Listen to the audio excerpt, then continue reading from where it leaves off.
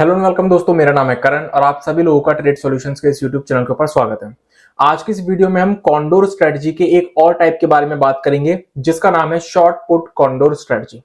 Short put condor strategy के बारे में हम आज की इस वीडियो में सभी चीजें वन बाय वन करके डिटेल में समझेंगे कि शॉर्ट पुट कॉन्डोर स्ट्रेटजी को हम कब क्रिएट करते हैं, कैसे क्रिएट करते हैं, क्या बेनिफिट्स होते हैं, क्या ड्रॉबैक्स होते हैं, किन बातों का हमें ध्यान रखना है इस स्ट्रेटजी को बनाते वक्त, और साथ ही साथ हम एक प्रैक्टिकल एग्जांपल के जरिए ये चीज समझेंगे कि इसके अंदर हमें मैक्स कितना नुकसान हो सकता है, कितना प्रॉफिट हो सकता है, ब्रेक इवन लेवल हमारे कौन कौन से किस किस लेवल पर हमारे ब्रेक इवन लेवल इसके अंदर निकल कर आएंगे। ये सभी चीजें हम आज की इस वीडियो में शॉर्ट पुट कॉन्डोर स्ट्रेटजी के बारे में वन बाय वन करके डिटेल में समझेंगे। तो चलिए फिर स्टार्ट करते हैं। सबसे पहले हम ये देखते हैं कि शॉर्ट पुट कॉन्डोर स्ट्रेटजी को हम क्रिएट कब करते हैं, किस सिचुएशन में क्रिएट करते हैं। तो जब भी मार्केट के अंदर हमें लगता है कि वॉलेटिलिटी बढ़ सकती है जिसकी वजह से हमें मार्केट के अंदर एक बड़ी मूव देखने को मिल सकती है, भले ही वो अपसाइड में हो या फिर डाउन साइड में हो, किसी भी डायरेक्शन में मूवमेंट हो, लेकिन जब हमें लगे कि मार्केट के अंदर वॉलेटिलिटी बढ़ने की वजह से एक बड़ी मूव आते हुए हमें देखने को मिल सकती है, तो उस सिचुएशन में हम शॉर्ट पुट कॉन्डोर स्ट्रेटजी को क्रिएट कर सकते हैं। अब अगर मैं इसके बेनिफिट्स की बात करूं तो इसके अंदर सिर्फ एक ही बेनिफिट है कि इसका जो लॉस होता है वो हमारा लिमिटेड होता है। अब हेजिंग के अंदर भले ही डेबिट स्प्रेड हो या क्रेडिट स्प्रेड हो, जो लॉस होता है वो हमारा लिमिटेड ही होता है। तो इसलिए इस स्ट्रेटजी के अंदर भी जो हमारा लॉस है वो लिमिटेड है। लेकिन अगर मैं इसके ड्रॉबैक्स की बात करूं तो इसके तीन मेजर ड्रॉबैक्स हैं। सबसे पहला ड्रॉबैक तो इसके अंदर ये है कि इसके अंदर जो रिस्क रिवॉर्ड रेशियो होता है वो बहुत ही ज्यादा अनअट्रैक्टिव होता है, अनफेवरेबल होता है। इट मींस कि इसके अंदर जो रिस्क होता है वो रिवॉर्ड से ज्यादा होता है। दूसरा जो इसका इंपॉर्टेंट ड्रॉबैक है वो ये है कि इसके अंदर अगर मान लो मार्केट के अंदर वॉलेटिलिटी हमें नहीं देखने को मिलती है, या फिर हमारे मार्केट के अंदर इस पोजीशन को, इस स्ट्रेटजी को क्रिएट करने के बाद वॉलेटिलिटी अगर गिरने लगती है, तो टाइम डिके के चलते हमें इस स्ट्रेटजी के अंदर जो नुकसान है वो हमें देखने को मिल सकता है। और जो तीसरा इंपॉर्टेंट ड्रॉबैक है इसका वो ये है कि इसमें जो हमारा मैक्सिमम लॉस जोन होता है या फिर जो मैक्सिमम लॉस एरिया होता है वो हमें बड़ा देखने को मिलता है as compare to short put butterfly strategy. क्योंकि शॉर्ट पुट बटरफ्लाई स्ट्रेटजी के अंदर जो हमारा लॉस होता है वो एक पर्टिकुलर पॉइंट पे होता है मैक्सिमम, लेकिन इसके अंदर एक पर्टिकुलर रेंज में हमें मैक्सिमम नुकसान होता है। तो इसलिए इसके अंदर जो हमारा मैक्सिमम लॉस जोन होता है वो बड़ा होता है as compare to short put butterfly strategy. तो ये तीन मेजर ड्रॉबैक्स थे इस पर्टिकुलर स्ट्रेटजी के। अब अगर मैं बात करूं कि इस स्ट्रेटजी को हम क्रिएट कैसे कर सकते हैं, तो ये स्ट्रेटजी कंप्लीटली पुट ऑप्शन के जरिए क्रिएट होगी। अब हमें करना क्या होगा, हमें इन द मनी और आउट द मनी की एक एक पुट ऑप्शन को बाय करना पड़ेगा और डीप इन द मनी और डीप आउट द मनी की एक एक पुट ऑप्शन को हमें सेल करना पड़ेगा। जब हम ये 4 ट्रेड्स ले लेंगे तो हमारी short put condor strategy create हो जाएगी। अब किन किन बातों का ध्यान रखना है इस स्ट्रेटजी को बनाते वक्त, अगर हम उसकी बात करें तो सबसे पहला पॉइंट तो यह है कि हमें इस स्ट्रेटजी को उसी अंडरलाइंग एसेट के अंदर क्रिएट करना है जिसमें कि या तो वॉलेटिलिटी बढ़ने वाली हो या फिर अगर वॉलेटिलिटी पहले से बढ़ी हुई है तो उसका कंटिन्यू रहने के चांसेस हो। क्योंकि जैसा कि मैंने आप लोगों को इसके ड्रॉबैक में बताया कि अगर मान लो हमने किसी ऐसी अंडरलाइंग एसेट के अंदर इस स्ट्रेटजी को क्रिएट करा जिसमें कि या तो वॉलेटिलिटी थी नहीं या फिर हमारे पोजीशन बिल्ड करने के बाद वॉलेटिलिटी गिरने लग गई, तो टाइम डिके के चलते प्रीमियम भी डिके होगी जिसकी वजह से हमें इस स्ट्रेटजी के अंदर नुकसान देखने को मिलेगा। तो इसलिए हमें इस स्ट्रेटजी को ऐसी अंडरलाइंग एसेट के अंदर क्रिएट करना है जिसमें कि या तो वॉलेटिलिटी बढ़ने वाली हो या फिर अगर वॉलेटिलिटी पहले से बढ़ी हुई है तो उसके कंटिन्यू रहने के चांसेस हो। दूसरा जो इंपॉर्टेंट पॉइंट है वो ये है कि हमें इस स्ट्रेटजी को उसी अंडरलाइंग एसेट के अंदर क्रिएट करना है जिसमें कि लिक्विडिटी इनफ हो। क्योंकि अगर मान लो लिक्विडिटी इनफ नहीं हुई तो जब भी आप इस स्ट्रेटजी को बिल्ड करने के लिए या फिर इससे एग्जिट करने के लिए बाइंग या सेलिंग के ऑर्डर प्लेस करोगे तो वो प्लेस नहीं होंगे क्योंकि सामने कोई बायर या सेलर अवेलेबल नहीं होगा। जिससे होगा क्या, ना तो आप राइट टाइम और राइट प्राइस पे एंट्री कर पाओगे ना ही एग्जिट कर पाओगे। तो इसलिए आप ऐसी अंडरलाइंग एसेट के अंदर इस स्ट्रेटजी को क्रिएट करो जिसमें कि लिक्विडिटी इनफ हो। तीसरा इंपॉर्टेंट पॉइंट यह है कि इसके अंदर जो हमारी इन द मनी और डीप इन द मनी के बीच का डिफरेंस है वो आउट द मनी और डीप आउट द मनी के डिफरेंस के बराबर होना चाहिए, अलग नहीं होना चाहिए। और फोर्थ और लास्ट इंपॉर्टेंट पॉइंट है कि इसके अंदर ये जो हम 4 ट्रेड्स लेंगे ये चारों ट्रेड्स सेम अंडरलाइंग एसेट और सेम एक्सपायरी की होनी चाहिए, डिफरेंट अंडरलाइंग या डिफरेंट एक्सपायरी की नहीं होनी चाहिए। तो ये 4 वो पॉइंट्स थे जिनका हमें ध्यान रखना है इस स्ट्रेटजी को बनाते वक्त। अब हम एक प्रैक्टिकल एग्जांपल के जरिए ये चीज समझते हैं कि हम इस स्ट्रेटजी को कैसे क्रिएट कर सकते हैं, मैक्सिमम हमें इसके अंदर कितना नुकसान होगा, कितना प्रॉफिट होगा, ब्रेक इवन लेवल हमारे कौन से निकल कर आएंगे, ये सब हम एक प्रैक्टिकल एग्जांपल के जरिए अब समझते हैं। तो अब हम ऑप्सरा की वेबसाइट के ऊपर आ चुके हैं और ऑप्सरा की वेबसाइट के थ्रू ही हम इस पूरी स्ट्रेटजी को समझेंगे। तो इस पूरी स्ट्रेटजी को हम बैंक निफ्टी के एग्जांपल के जरिए समझेंगे। तो मैंने यहाँ पर निफ्टी की जगह जो अंडरलाइंग एसेट सिलेक्ट कर दी वो मैंने बैंक निफ्टी सिलेक्ट कर दी। अब यहाँ पर आप लोग देखोगे कि जैसे ही मैंने बैंक निफ्टी को सिलेक्ट करा तो मुझे यहाँ पर बैंक निफ्टी का स्पॉट प्राइस देखने को मिल गया जो कि है 51,532.15। अब राउंड लेवल हम मान के चलते हैं 51,500। 51,500 इट मींस हमारे लिए यहाँ पे क्या हो गया, एट द मनी का लेवल हमारे लिए 51,500 हो गया।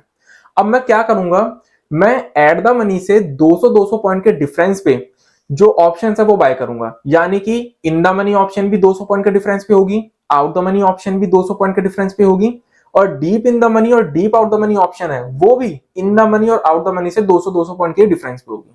इट मींस कि हम जो यहाँ पे ऑप्शन ट्रेड करेंगे वो हम करेंगे 51,700 की इन द मनी ऑप्शन और 51,900 की deep in the money option, और आउट द मनी ऑप्शन जो होगी वो होगी 51,300 की आउट द मनी ऑप्शन और 51,100 की deep out the money option. ये चार ऑप्शंस को हम ट्रेड करेंगे इस पर्टिकुलर एग्जांपल के अंदर। यहां पर हमें करना क्या है, सबसे पहले तो यहां फ्यूचर्स की जगह हमें सिलेक्ट करने ऑप्शंस।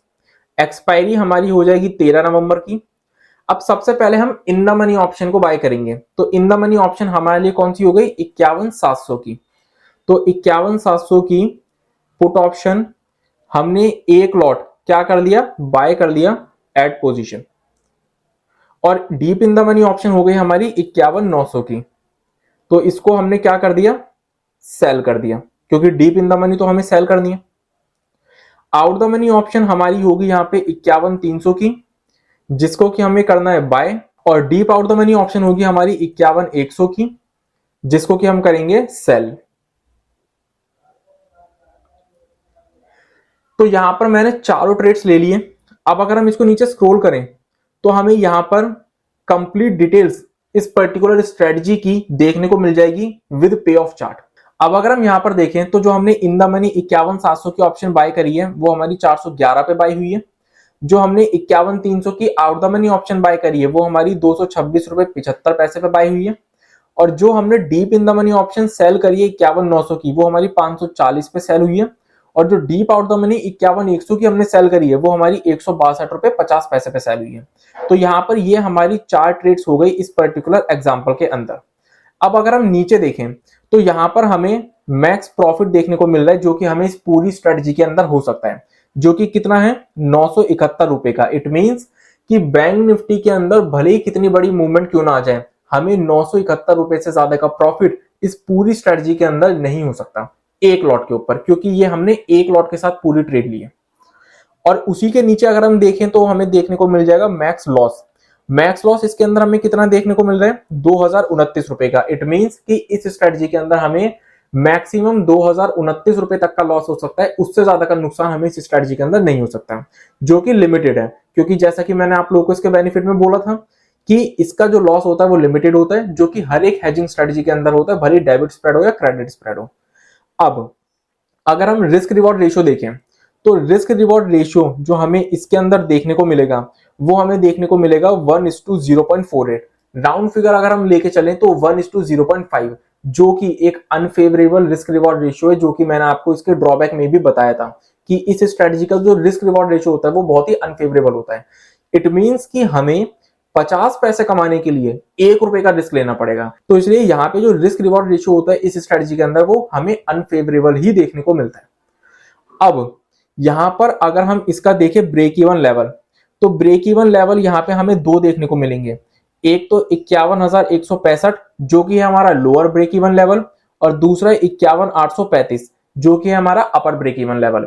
तो यहां पर बेसिकली एक रेंज क्रिएट हो गई 51,165 से 51,835 की, यानी कि बैंक निफ्टी जब तक इन दोनों लेवल के बीच में रहेगा तब तक हमें इसके अंदर नुकसान देखने को मिलेगा। अगर बैंक निफ्टी इन दोनों में से किसी भी लेवल के पास आता है तो नो प्रॉफिट नो लॉस होगा, और अगर बैंक निफ्टी इन दोनों लेवल को ब्रेक कर देता है किसी भी एक साइड तो फिर हमें इसके अंदर प्रॉफिट देखना शुरू होगा। अगर हम इसका पे ऑफ चार्ट देखें तो यहां पर ये जो हमें पॉइंट देखने को मिल रहा है ये वाला और ये वाला, ये दोनों ही पॉइंट जो है ये है हमारे ब्रेक इवन लेवल। ये वाला हो गया हमारा लोअर ब्रेक इवन लेवल 51,165 का, और ये हो गया हमारा अपर ब्रेक इवन लेवल 51,835 का। अब यहाँ पे ऑफ चार्ट पे भी हमें क्लियरली देखने को मिल रहा है कि जब तक बैंक निफ्टी इन दोनों लेवल्स के बीच में, तब तक बैंक निफ्टी के अंदर हमें लॉस देखने को मिल रहा है। और जैसे ही बैंक निफ्टी इन दोनों लेवल में से किसी भी लेवल को अप साइड में या डाउन साइड में ब्रेक कर देगा, तो फिर हमें इसके अंदर प्रॉफिट दिखना शुरू हो जाएगा। अब अगर हम यहाँ पर ध्यान से देखें पे ऑफ चार्ट को, तो जैसे ही बैंक निफ्टी अपने दोनों में से किसी भी एक ब्रेक इवन लेवल को ब्रेक करता है, तो फिर यहाँ पर हमें धीरे धीरे करके प्रॉफिट होना शुरू हुआ। और जैसे ही फिर हमें बैंक निफ्टी के अंदर मैक्स प्रॉफिट अचीव होते हुए देखने को मिल गया इस लेवल पर, तो फिर हमें उसके बाद यहाँ पर फ्लैट देखने को मिल रहा है प्रॉफिट। इट मींस कि जैसे ही बैंक निफ्टी अपने मैक्स प्रॉफिट को अचीव कर लेगा, तो उसके बाद बैंक निफ्टी भले कितना बढ़ जाए या कितना गिर जाए, हमें इसमें प्रॉफिट जो है वो सेम ही दिखने वाला है, कोई चेंज नहीं होने वाला है। और पे ऑफ चार्ट पे हम यहाँ पर लेवल भी वो देख सकते हैं कि किस लेवल पर हमें यहाँ पर मैक्स प्रॉफिट अचीव होगा, अगर बैंक निफ्टी अप साइड में ब्रेक करता है लेवल, और अगर डाउन साइड में ब्रेक करता है। अगर डाउन साइड में ब्रेक करता है तो ये लेवल हमारे सामने निकल कर आएगा 51,100 का, जो कि हमारी deep out the money put option है। और अगर बैंक निफ्टी अपर लेवल को ब्रेक करता है, तो फिर ये जो लेवल मैक्स प्रॉफिट का लेवल है, ये हमारे सामने निकल कर आएगा 51,900 का लेवल, जो कि हमारा deep in the money put option का लेवल। तो इस तरीके से हम पे ऑफ चार्ट के थ्रू ये भी फाइंड आउट कर सकते हैं कि जो मैक्स प्रॉफिट होगा हमारा, वो हमें किस लेवल पर होगा। अब यहाँ पर पे ऑफ चार्ट पे एक और चीज हमें देखने को मिलेगी, जो कि है मैक्स लॉस का एरिया, जो कि मैंने आप लोगों को इसके ड्रॉबैक के अंदर ही बताया था कि इसका जो मैक्स लॉस होता है, मैक्स लॉस का जो एरिया होता है, वो शॉर्ट पुट बटरफ्लाई के कंपैरिजन में बड़ा होता है। तो ये जो मैक्स लॉस का एरिया है, वो है ये एरिया। ये जो पर्टिकुलर हमें रेंज देखने को मिल रही है, ये रेंज है मैक्स लॉस का एरिया।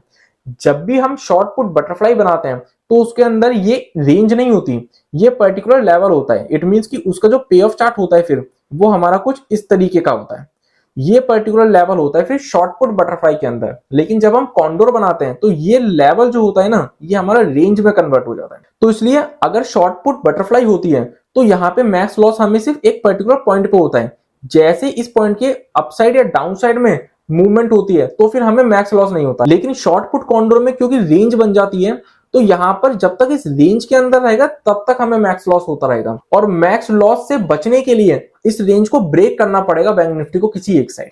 तो इसलिए मैंने आप लोगों को ड्रॉबैक के अंदर बोला था कि जो शॉर्ट पुट कॉन्डोर के अंदर मैक्स लॉस एरिया होता है, वो हमें शॉर्ट पुट बटरफ्लाई के कंपैरिजन में बड़ा देखने को मिलता है। तो इस तरीके से हम इस स्ट्रेटजी को मार्केट के अंदर क्रिएट कर सकते हैं। मैक्स लॉस, मैक्स प्रॉफिट हमें कितना होगा ये फाइंड आउट कर सकते हैं, और हमारा ब्रेक इवन लेवल कौन सा निकल कर आएगा, और हमारा मैक्स प्रॉफिट का लेवल कौन सा निकल कर आएगा, और मैक्स लॉस की रेंज हमारी क्या निकल कर आएगी। ये सभी चीजें हम ऑब्स्ट्रा के ऊपर इस स्ट्रेटजी को बैक टेस्ट करके चेक कर सकते हैं। यहां तक कि आप मार्केट के अंदर जब इस स्ट्रेटजी को क्रिएट करो, तो क्रिएट करने से पहले भी आप इस स्ट्रेटजी को ऑब्स्ट्रा पे टेस्ट कर सकते हो, और सभी चीजें इस स्ट्रेटजी से रिलेटेड आप ऑटोमेटिकली ऑब्स्ट्रा के थ्रू फाइंड आउट कर सकते हो। तो इसी के साथ आज की इस वीडियो को मैं यहीं पर कंप्लीट करता हूं। आई होप कि आप सभी लोगों को आज की वीडियो अच्छी लगी हो, इन्फॉर्मेटिव लगी हो। तो मिलते हैं नेक्स्ट वीडियो में, तब तक के लिए स्टे सेफ, स्टे हेल्दी।